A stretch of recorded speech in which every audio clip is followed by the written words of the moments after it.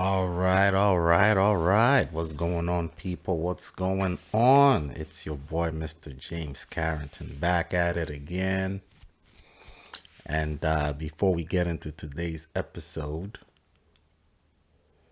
why don't you take a minute, if you haven't subscribed to the show, to please help me out by subscribing to the show. Hit the subscribe button, hit the like button, and hit the notification bell. And I'm going to give you guys about 30 seconds to do that. Okay? 30 seconds. Hit the subscribe button, hit the share button, hit the like button, and hit the notification bell. All right? 30 seconds. Let's go. And while you're doing that, let me see if any of my side chicks have texted me.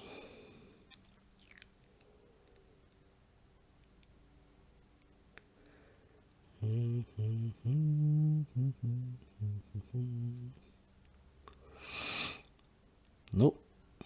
No text messages from no side chicks.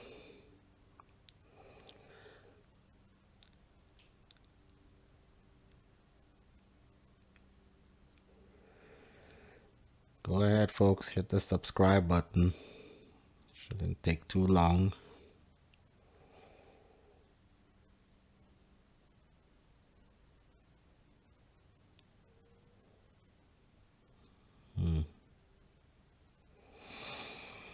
All right. Thank you for doing that. I appreciate it. Let's try and grow the channel a little bit more. Anyway, so today's show, we're still in the arena of marriage and relationships, and I someone forwarded me this video on WhatsApp, and this video is how should I say it? It's emblematic of when marriages in the African community go sour, right? It's basically emblematic of when marriages are in their last stages. Okay, when a marriage is in its last stage and both the man and the woman have checked out, they don't care for each other anymore, they don't love each other anymore. At this point, they actually hate each other's guts. There is so much resentment, but for some reason, they still live in the same house, which is something which, baffles me, right? Baffles my mind. If you hate someone that much, why do you even still continue to live with them? And this is why, if you go back to one of the very first episodes that I made, where I was talking about why it's essential for men to read the book of Proverbs, because it tells you there are several verses in Proverbs, especially chapter 31, where it says something to the effect of, it is easier to live by yourself, or it is better as a man for you to live in the wilderness with the wild animals. Take your chances with the beasts out there. Go live in the wilderness with the tigers and the bears and the rattlesnakes, the scorpions. Get you a nice little tent from Amazon and go set up a tent in the wilderness somewhere, where chances are you will be gored to death by a wildebeest or something. That is the Bible takes a more optimistic view of that scenario than you being in the warmth of a house, but under the roof or sharing the roof with a contentious woman. That's how serious this is, okay? Because as a man, what do you need? You need peace of mind. You can't put a price on your peace of mind. Now, someone may say, Well, not everybody can afford to just leave the house. To which I say that's a bunch of BS. If you really need your peace of mind, you'll leave. You as a man will leave. As men, men, we're simple creatures. We don't need much to survive. You know what I'm saying? We don't need much. A man could live in a cardboard box.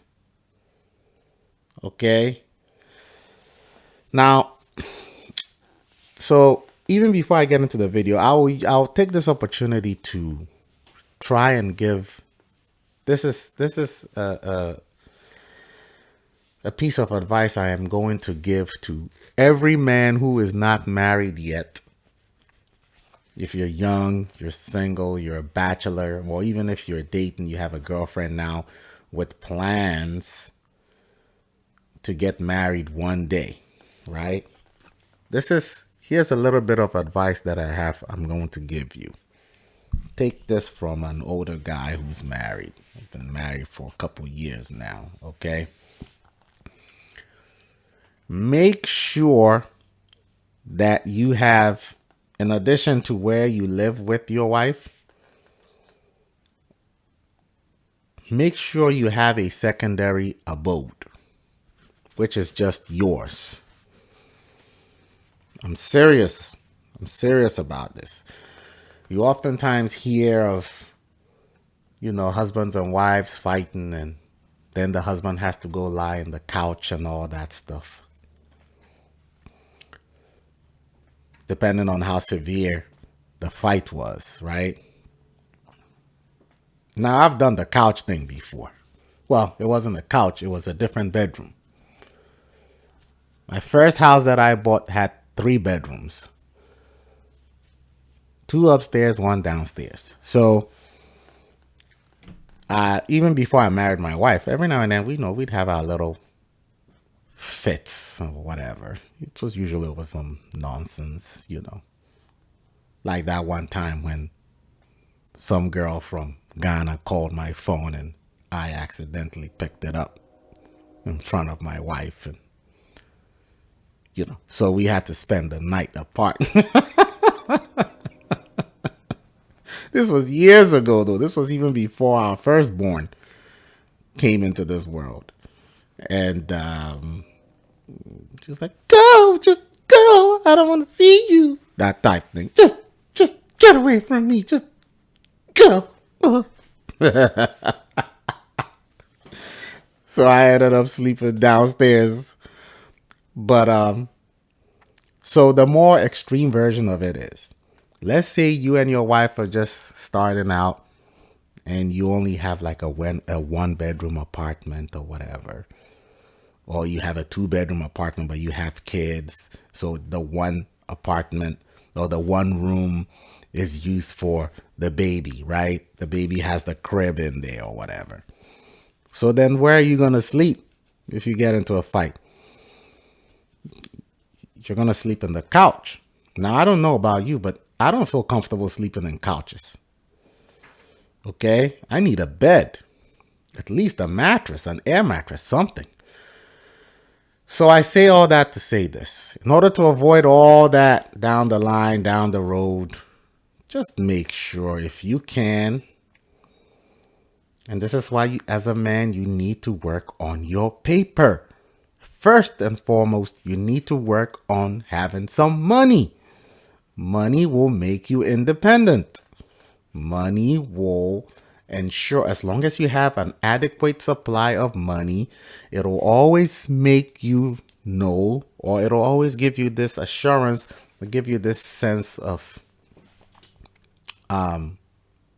confidence that, if things ever go sour between you and your significant other, which you pray it doesn't, no one gets into a marriage thinking that, hey, this marriage is not going to succeed, right? But time and time again, the statistics have proven that 50% of marriages don't work out. So think of it as you buying insurance. Okay. Every man, when you get into a marriage, you need to buy insurance. And as to the type of insurance that you'll buy, well, that depends on you, the gentleman. So if you're a young single bachelor listening to my voice right now, before you get into a serious long-term relationship with a girl or a woman and you plan on marrying her, once you've decided that, you know what, this is the one for me, I'm going to marry her, you still got to put in place certain measures. And one of those things is make sure you have a second place to call home, a second home. Now, when my wife and I were when we first got married, I bought I bought a house as soon as I started dating my wife. Prior to that, I was living with my parents, even though I could afford to buy a house. But hey, listen, it was just me and my parents. My brother wasn't living with us at the time. And I think every time I would think about moving out, I'd be like, you know what? Today's the day I'm going to go downstairs and tell mom and dad that, I have enjoyed being in their presence and I have enjoyed their company and all, but it's time for me to leave the nest. And as soon as that thought comes into my mind, a waft, a waft of some good home cooking would just come past my nose. And I'm like, wait, is that mom cooking something? Then I'd go downstairs and there's my mom holding a big bowl of something that she just cooked. And it's like, you know what? Tomorrow I will tell my parents that I need to move out. You know? But for now, I'm just going to go downstairs, tear into this chicken, tear into this jollof or whatever, fufu, whatever my mom just made. And tomorrow I'm getting out of here. So I found this nice little apartment. I'm going to go in there, move out there, get my own place, hook it up the way I want it to be. So that happened like maybe about 1,000 times. And again, I think my mom was just trying to get me to not move. It helped me out though. I was able to save a lot of money, and there was no conflict between my parents and I. It was just one of those. I'd go out whenever I wanted, come back whenever I wanted. But when I finally met my wife and I realized it was going to become serious, then I actively started looking for a house. And I met my wife like in the month of May. By September, I had closed on a nice little 3-bedroom house. So that way, whenever she would come to visit me from her city, we would just go there. So in the beginning, I didn't have a second home. That was just my home. But even within that house, like I said earlier, if we had any arguments, then I had to get away from her because, when you have an argument with someone, you really don't feel like sleeping in the same bed with them, right? And besides, the women have this tendency to be like, just go. I don't want to see you tonight. Go away. That thing, right?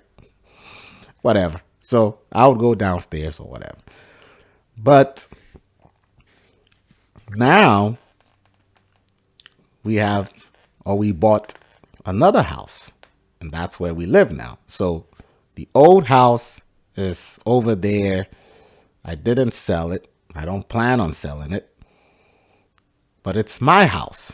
I bought it in my name. My wife has no claim to that house at all.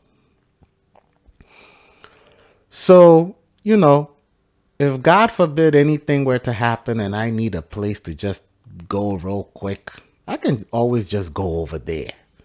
You know what I'm saying? And so that would be my advice to any young man that plans on marrying. Have a place to call a second home.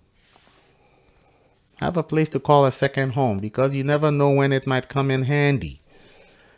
Now, it doesn't have to be a house because that will cost more, but you could have like a little apartment somewhere in the city, you know, nice and decked out, like a nice little bachelor pad. And every now and then, when you need some time to yourself because the wifey is acting up, you just go over there. Go stay there for a couple days, reset, do all the things you're not allowed to do in your house, or all the things that, your wife will nag you about, scratch your balls and play video games all day, order Chinese food or whatever, and just, for a brief moment in time, relive your bachelor days. It's nice, trust me. It's very nice. Just last weekend, I was over at my old house, and yeah, I was there for a couple hours. It's empty. It's been cleaned out because the last tenant left and I cleaned it out. And it was just nice just being in there by myself. I had my little Bluetooth speaker and, smoked some weed and drank some alcohol and just did some laundry that I took with me. It was just nice. I was just there for hours like, this is peace of mind right here. I mean, I wasn't arguing with my wife or anything, but I just wanted to go and check up on the house. And while I was there, I just happened to, next thing you know, I was just there for a couple hours. I was supposed to run some errands, but I didn't. I ended up just staying there for hours. I was on the air mattress just listening to Snoop Dogg and Dr. Dre from the last the Dr. Dre's album, the one from back in the 90s. And it was nice. It was nice. So, if you're young, you're male, and you're listening to me, I'm telling you, once you start working, start putting aside some money. Okay, budget your money in such a way that you have at least, let's say in your city, if you live here in the States, if you have in your city, if you have a place where you can rent an apartment for a decent number, let's say $700 a month, save at least as you're saving your emergency fund, save at least enough money to rent an apartment for a year. Okay. But this is for when you get married and you ever have to quickly go rent that apartment. And the good thing now is now they have Airbnb, although Airbnb is more expensive. You can't rent an Airbnb for a month. I mean, that'd be expensive. So the best thing is to just have your own second place, man. You know what I mean? I know most of the hardcore red pill guys are like, don't even cohabitate, but for those of you who know me, I'm not all the way red pill. I'm purple. Obviously, I'm married, so I don't ascribe to the full red pill ideology. Okay. Maybe I ascribe to it maybe about 70%, but not 100%. Okay. I don't mind having a family. I don't mind having a wife, as long as she doesn't cause any strife in my life. You know what I'm saying? So, but just in case she decides to act out or things just aren't going the way they need to go, I have a place to go.